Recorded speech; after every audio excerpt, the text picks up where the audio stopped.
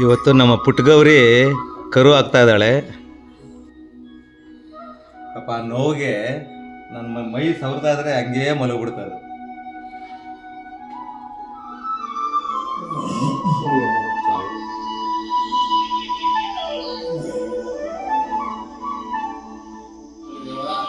ಚಿಕ್ಕದೇವಮ್ಮ ನಂಜುಂಡೇಶ್ವರ ಭಕ್ತವತ್ಸಲ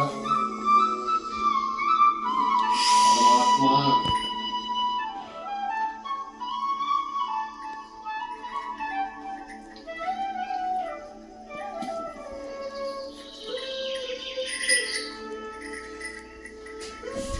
ನಮ್ಮ ಪುಟ್ಟಗೌರಿ ಹೆಣ್ಣು ಕರುಗೆ ಜನ್ಮ ಕೊಟ್ಟಿದ್ದಾಳೆ. ಅಂದರೆ ಹೆಣ್ಗರು.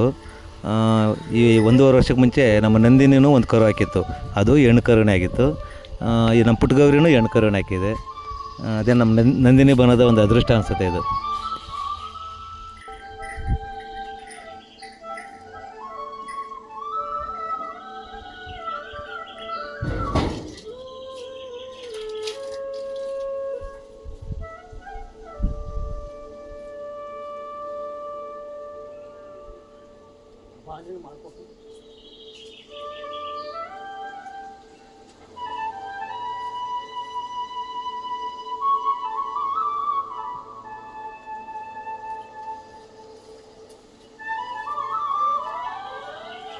ಅದ ಬಿಡಿ. ಓ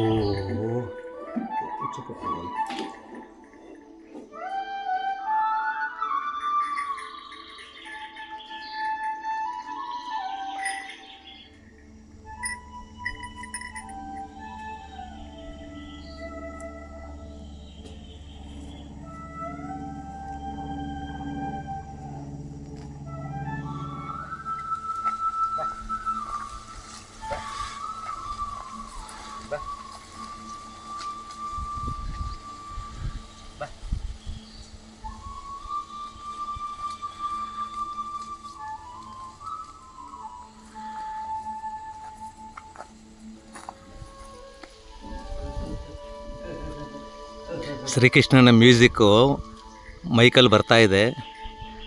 ಆ ಮ್ಯೂಸಿಕ್ ಕೇಳ್ತಾನೆ ಕರು ಹಾಕ್ಬಿಡ್ತಿದೆ. ಕರು ಹಾಕಿ ಈಗ 28 ನಿಮಿಷ ಆಗಿದೆ. ಆಲ್ರೆಡಿ ಕರು ಓಡಾಡ್ತಾ ಇದೆ.